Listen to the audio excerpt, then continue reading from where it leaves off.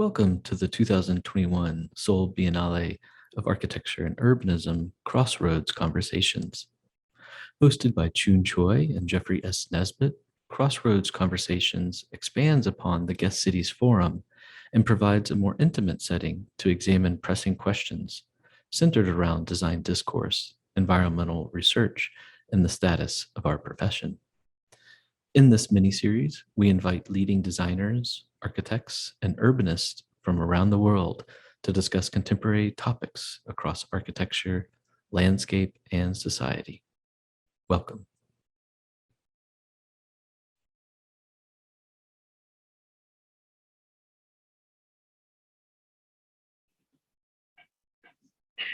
The health emergency caused by the COVID-19 pandemic has highlighted the criticalities and the fragilities of contemporary society. Public health affects all areas of urban planning and the relationship between planning and the spaces and places for education in transversal way. In the past, the answers to pandemics have been given by architecture together with medicine. Architecture and medicine have always been interconnected. Vitruvio dedicated part of the first volume of the theme books of architecture, providing detailed instruction on how to ensure the health of spaces.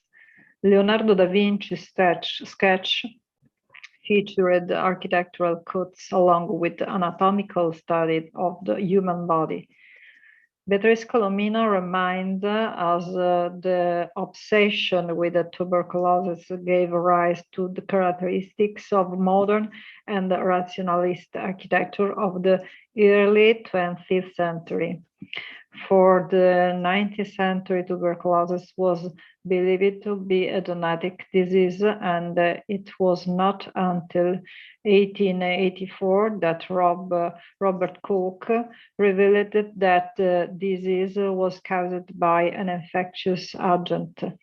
The trend towards hygiene has revolutionized all industrialized society, through the variety of applications implemented to clean up cities from infectious diseases. If we want to understand the state of contemporary architecture, we should understand the dominant obsession of our time, diseases and diagnostic techniques, and see what effect it has on the woes of conceiving contemporary architecture.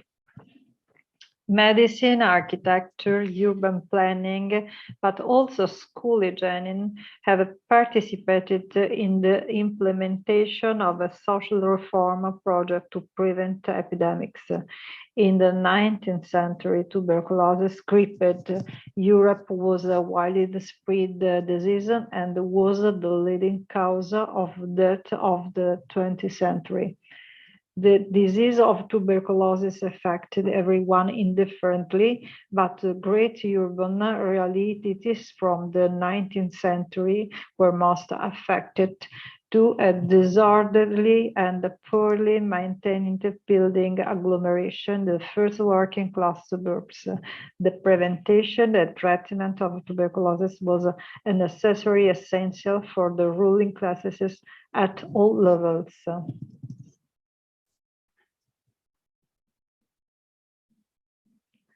Until the Second World War and before the discovery of antibiotics in the 1950s, tuberculosis was treated in sanatoriums with natural outdoors and the solar treatment. It was the only remedy. The architect and the doctor worked on the design of the sanatorium, developing the building typology in close relationship with the evolution of therapy. In Finland, in the early 20th century, tuberculosis was the leading cause of the death. The Phoenix government planned to build new sanatoriums across the country, and in 1999 launched an architectural competition to design a sanatorium in the heart of the forest in Paimio, a town not far from Turku in southwestern Finland. The winning design of the competition was the one presented by Alvarado and Aino Maria Alto. In Italy, in Alessandria, in 1939, the anti-tuberculosis dispensary was inaugurated in 1936, created by Ignazio Gardella as an anti-tuberculosis prevention unit. The building, intended for outpatients and diagnostic services, information, therapies, and any short hospitalization, was designed as a strictly functional organism that could at the same time present a welcoming image with the bricked rooms and large interior spaces. The materials used for the entire structure are reinforced concrete, brick, plaster, glass, and glass blocks. The roots of modern architecture can be identified in typological study of the sanatorium. This building is anticipated the conception based on the precept of hygiene, sun and air that animated the social approach of the modern movement. Since the 1960s, when drug therapies made long hospitalization progressively useless, the sanatoriums closed the one after the other. In the 20th century, tuberculosis killed about 100 million people. The creation of the so-called open-air schools in Europe, America, and Australia, with the classrooms equipped with large windows for natural ventilation and anti-tuberculosis sanatorium for air treatment, have represented an effective model to combat contagion and an instrument for protection from public health. These special schools have set up an innovation center that has seen the collaboration of doctors, educators, and architects. Open-air schools were inspired by sanatoriums and summer camps to fight tuberculosis. The colonies were born in 18 to take children sick with tuberculosis of bones, joints, and lymphatic tissues out of the hospital wards and take them to the care of the sun and the marine climate. Therefore, they limited their work to the summer months and welcomed not only children with bone or joint tuberculosis, but also frail boys, thus losing the character of hospital section and rather assuming that of a temporary colony. Propaganda began in Switzerland by the shepherd Bion in 1876 to strengthen frail children by living in the woods, helped to develop mountain colonies in Italy too. In Italy, under the name open-air schools, different schools were indistinctly included for purpose and methods which, however, had in common the activity of teaching outdoors for a good part of the school's hours. In the second half of the 19th century, Italy was hit by a tuberculosis epidemic that mainly affected children and youth in the most perimeter and unhealthy areas of the city. Care becomes one on the main objective in cultural and political sphere. Intellectuals, doctors, politicians, and administrators begin to promote and encourage the creation of open-air schools. This reality is based on revolutionary elements, a place forth from the city and surrounded by nature, a floor of sand and of pine trees instead of asphalt, didactic methods centered on observation and direct experience, the creation of a climate of familiarity and collaboration between pupils and teachers, and the importance of physical education.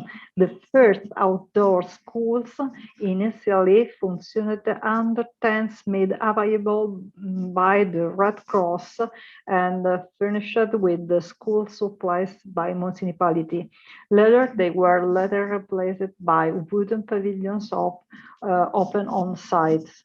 In Italy, the temporary summer camps were developed in 1984 due to involvement of the National Opera for Maternity and Childhood, that it was taken over by the National Fascist Party, which gathered the province institution around itself and managed to bring the number of hospitalized children from 100,000 to 50,000 in 2 years period, 1949 and 1940.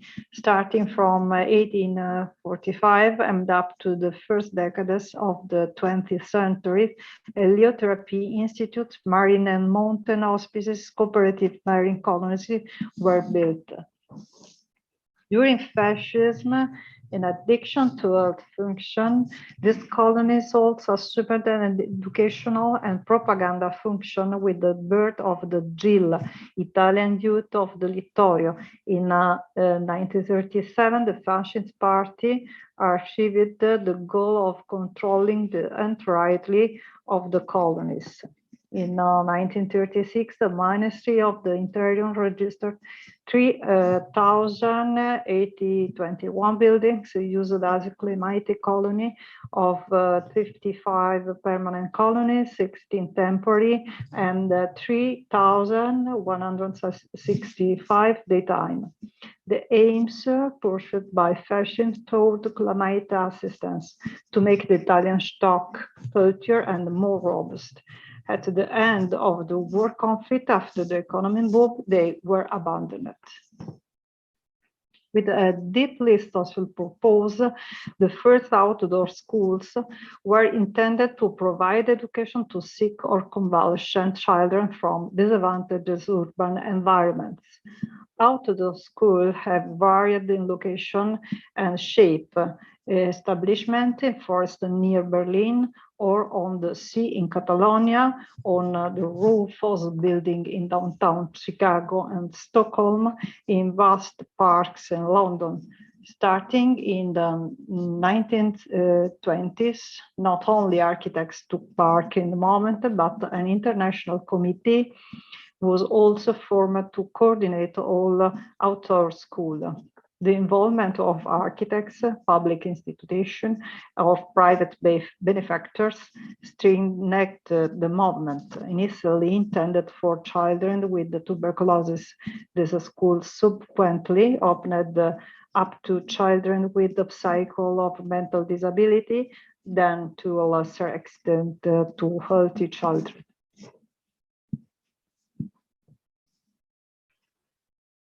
The outdoor education movement enjoyed unprecedented success in 1930. Some schools have been successful and are still remembered today as an architectural example, such as John Duker's open air school in Amsterdam, built between 1947 and 1930. And that of Sarnes by Eugène Baudin and Marcel Lot, which were built between 1931 and 1984. These buildings are among the rare open-air schools to be mentioned in the history of architecture works. Open-air schools were part of a large outdoor school movement that began in Europe with the creation of the Waldschule für Frankliche Kinder in Charlottenburg, Germany, New Berlin in 1994. Young people for the prevention of tuberculosis as a part of an experiment conducted by International Congresses of Hygiene. The Charlottenburg experience, celebrated for a long time as the first ever and a pioneering in the methods, was promoted and disseminated thanks to a broad cultural operation consisting of congresses and hygiene magazines, which was the main matrix at the origin of the schools. The movement quickly caught on across Europe and North America. The construction of the buildings began in the first decade of the 20th century and lasted until the 1970. After the opening of the Waldschule Charlottenburg, outdoor schools were established in Belgium in 1994 and in Switzerland, Italy, and France in 1907. Later, they were also established in Hungary in 1910 and in Sweden in 1984. The architecture of some of the more advanced open-air schools in Britain and Europe was built on the traditional pavilion plan, also used for sanatoriums with an interior layout similar to that used in an hospital architecture, with the long corridors lined from windows. From 1945, Birmingham began to open schools in open air. In 1958, the city had the sixth school. The first outdoor school in England was built in London. In 1907 in Boston Wood, Plumstead by London County Council. In 1914, in the nuns organized an outdoor school in the garden of Evelyn House, Deptford, where the children lived and slept under awning. By 1937, there were 96 outdoor day schools in operation across Britain and 53 that were also residential. In the 1930s in Europe, the influence of the modern architectural movement on school design began to be noticed thanks to the influence of the German Bauhaus and the Dutch Neumann-Bowen movement. This period coincided with the growing popularization of the new active pedagogies that promoted the diversification of activity both inside and outside the classroom. About a century ago in Holland, an architectural movement called the literally new building, also known as Dutch Functionalism, was born. In 1927, Duker and Bipont were commissioned to design such a school in Amsterdam South. The school consists of a square classroom block in 4 levels placed diagonally. This basic square is divided into 4 quadrants around the diagonal central staircase. East and west quadrants and each contain 1 classroom 4-story. The north quadrant occupies the ground floor only. Also in the ground floor are a classroom in the west quadrant with the main entrance below the open air classroom and a gymnasium. The fachadas are fully glazed and fitted with the steel framed pre-vaulted windows, allowing a classroom to be opened up entirely.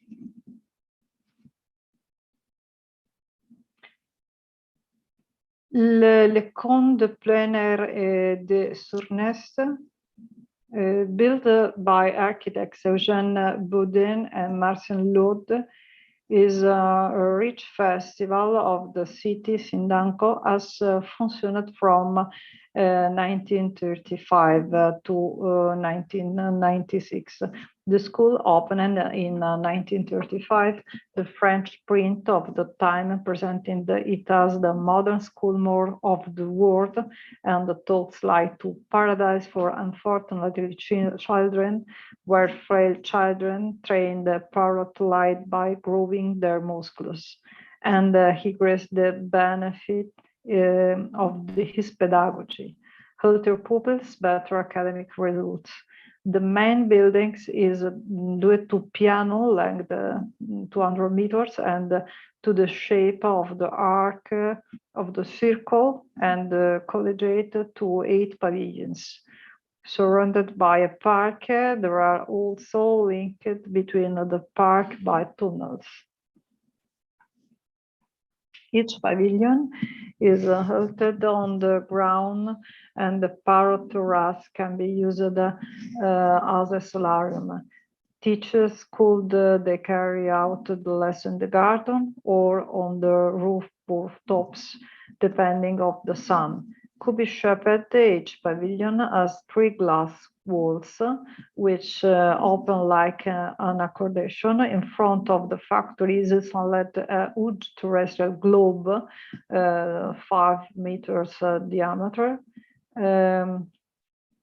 Due to the ramp in steel, it was used by the geography lesson.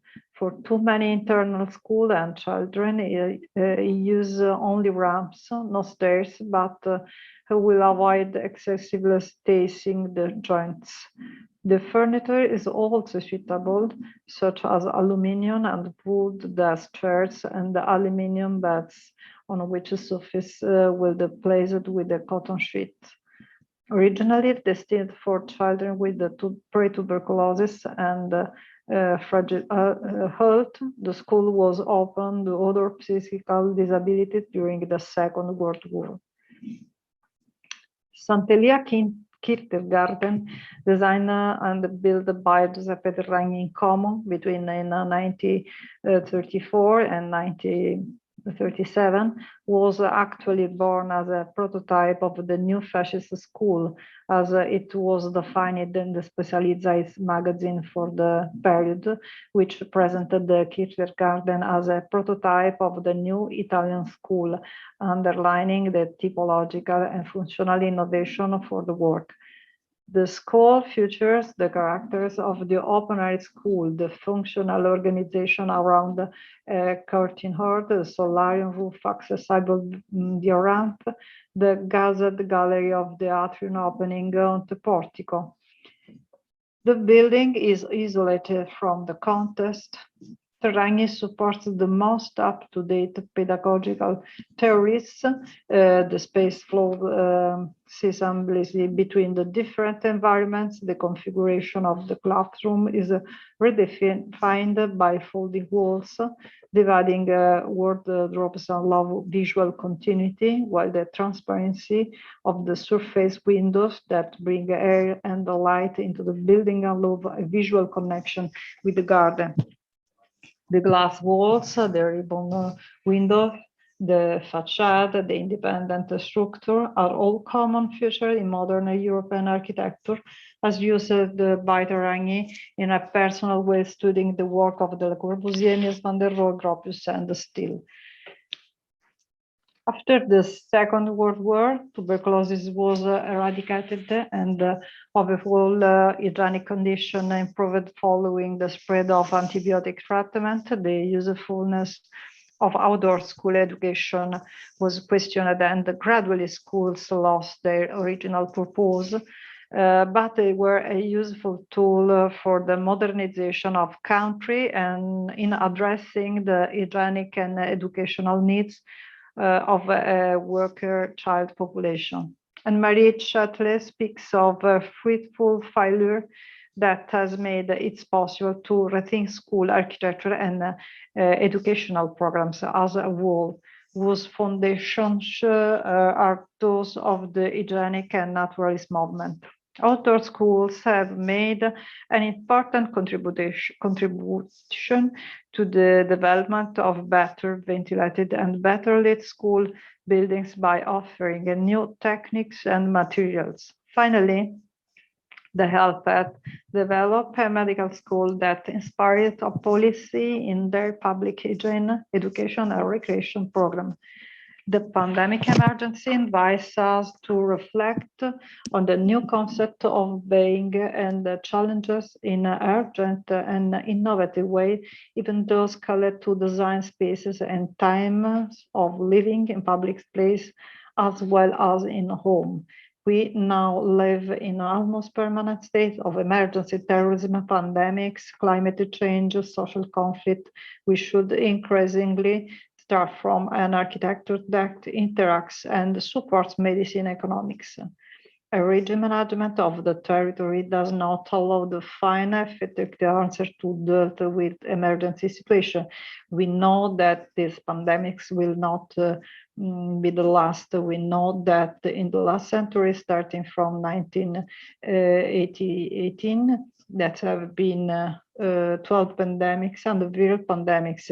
Is therefore amazing that the debate on the reopening the school has been limited to use of the protective mask, losing the opportunity for a large public debate on the renewal of the school that includes school buildings. The pandemics cannot remain without answers, leaving the field open the existence for the future. Indeed, it must be transformed into a great opportunity for renewal and reduction of social disparity.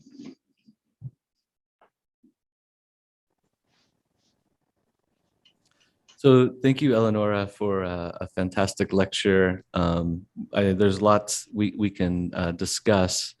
There was something, I just want to start the conversation. There was something really profound that was said at the end of your lecture, towards the end of the lecture, which you mentioned that these schools represented a kind of modernization of a nation, or in other words, that the schools are the architecture of these schools became a way of a country seeking modernity through a kind of architectural aesthetic, but also with its connection to medicine and health, and that the progress of society is built through these kinds of architectural examples. It was a wonderful, beautiful way to say it.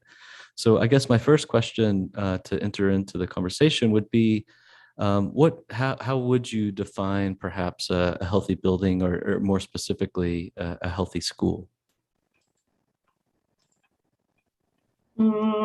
In modern architecture, there is a lot of attention to the cleanness of spaces in both an aesthetic and material sense. The result is the approach to a minimalist style made up of empty spaces and materials that can be easily cleaned or replaced. Some architects have gone so far as to consider buildings as a kind of the cure. In the 60s and 70s, uses related to disease control and hygiene were fundamental in the reform of the public housing sector across Europe. Even today, however, there are many places such as informal, septemless, and overcrowded urban settings, where the lack of resources and adequate planning creates an ideal environment for the spread or viruses and other pathogens. There is a need to design healthier buildings to protect residents for disease through the selection for materials, the layout of the space and the heating, air conditioning and ventilation system, public spaces, both external and internal, must rethought to counter the spread of viruses such as SARS-CoV-2, facilitating physical distancing without the need to impose extreme limitations. In general, society should find the best way to protect the most vulnerable people during emergencies like the present one, starting with the elderly people with previous illness and homeless. Well, this is another beautiful idea, architecture as cure. So it's not just a symbol of new era, but it actually heals our society. I think that's a beautiful idea. I think what Eleonora brought up also was quite interesting, because I think architecture, the international style in particular, emerged as a response to this public health crisis, and so it makes me think that out of this crisis, we can expect a new form of architecture to emerge. And I hope that architecture will be more than just a style, more than just stylistic change, but it will really be a response to the societal needs, like a real cure for our society, not just in health, but in all the spectrum of our society. Medicine, architecture, urban planning, but also school hygiene have participated in implementation of a social reform project to prevent epidemics. Beatrice Colombina reminded us the obsession with tuberculosis gave rise to characteristics for modern and rationalist architecture of the early 20th century. The trend towards hygiene has revolutionized all industries, societies through the variety of applications implemented to clean up cities prone to infectious disease. If we want to understand the state of contemporary architecture, we should understand the dominant obsessions of our time. This is diagnostic techniques and see what effect it has on the ways of conceiving contemporary architecture.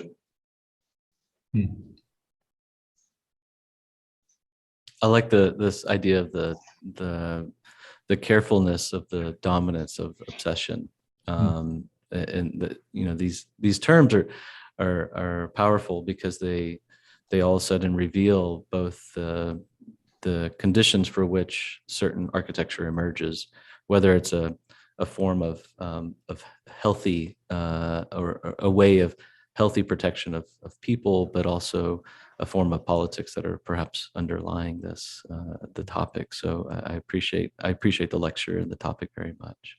Yes, thank you so much, Eleonora. It was really nice to see this group of projects that really inspired a new era, and I hope the same will happen today. And actually, wanted to take this opportunity to thank you and your colleagues at IUAV in Venice who have participated in our guest cities exhibition. And I understand the Resilient Master program in Venice has been doing incredible research on how to respond as architects to this climate crisis. So maybe Eleonora can speak on behalf of the IUAV faculty in closing this program of the Crossroad Conversations. Just any messages that you might have, any comments or thoughts that you'd like to share with the Seoul Biennale. Well, we did the UAV University of Venice, among the first in Europe to establish a master to train professionals working in humanitarian emergency situations. The Architecture and Human Rights Project, they have launched the master that in the next exhibition, Resilient Spaces, will see the pandemic at the center of further study. The Resilient Spaces trains the professionals for the challenges for our time. Globally, we need people with a background in design and policies to overcome climate change, conflict, and the territorial inequalities. Resilient Spaces guides its students to develop the skills needed for today's challenges from a full adherence to practical cases. Trains professionals in adaptation, recovery, transition for city all over the world. This master graduates will be required to develop climate proofing, post-disaster recovery, green and social transition plans after experiencing high-profile global cases. Well, fantastic. So we hope to continue our collaboration with your program in the future as well. Thank you, Eleonora. We appreciate your time and input in the conversation, and we look forward to connecting again in the future.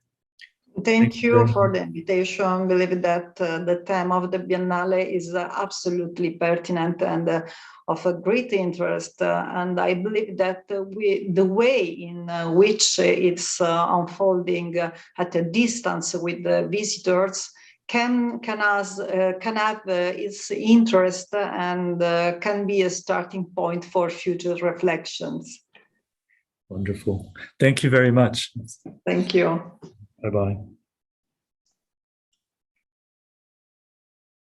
So that concludes our conversation series in partnership with the Seoul Biennale Guest Cities exhibition. So thank you so much, Jeffrey, for hosting this fantastic series of talks. Well, Choon, thank you so much for the invitation, and thanks to the Seoul Biennale for inviting me. The honor is all mine. It's been a wonderful opportunity, both personally and professionally, to meet the folks that we've had incredible conversations with all over the world. I keep reminding myself that the people that we spoke with were literally from a pretty vast diversity of geographies. And what we, I think through this series, Choon, the things that have come up often are, on one hand, no surprise. Some of the things that come out of each of the conversations that deal with questions about climate and questions about, the environment. But one of the things that I appreciated about the series very much is that it's rather than the topic itself, it's how we enter into the topic through questions of things outside of our discipline, like politics and science and data and all these other interests that obviously our discipline needs to collaborate with more and more. And perhaps the lessons learned from the series, at least for myself, comes from both history, but also lessons learned from outside of our field. But I want to thank you and thank everybody for listening. And it's been a fantastic series. Likewise. Well, thank you everyone for joining us on this last talk of our series.